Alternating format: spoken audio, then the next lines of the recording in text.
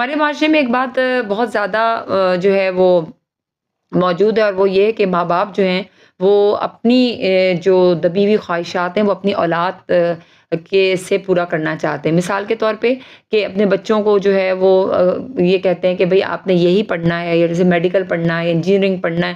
اگر بچے کا دماغ جو ہے وہ میڈیکل کی طرف نہیں ہے، انجینئرنگ کی طرف نہیں ہے، جیسے کمپیوٹر کی طرف ہے، یا آرٹ کی طرف ہے، یا لٹریچر کی طرف ہے، تو ماں باپ اس بچے کو وہ کرنے نہیں دیتے اپنے بچوں کو نا۔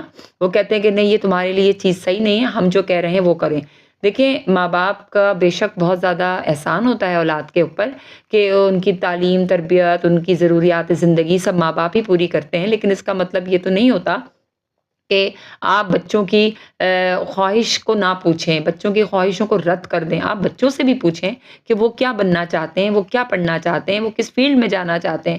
اگر آپ بچوں کی ان خواہشات کو سنیں گے، سمجھیں گے، اور ان کو اسی طرف جو ہے وہ جانے دیں گے، تو آپ دیکھیے گا کہ وہ بچہ زندگی میں بہت زیادہ کامیاب بھی ہوگا اور آگے تک جائے گا۔ یہ ایک بہت جو ہے نا وہ اہم مسئلہ ہے ہمارے معاشرے کا۔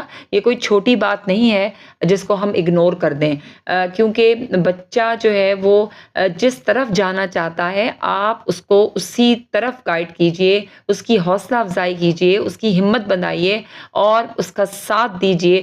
پھر آپ دیکھیے کہ آپ کا بچہ کتنا کامیاب جو ہے وہ انسان بنتا ہے۔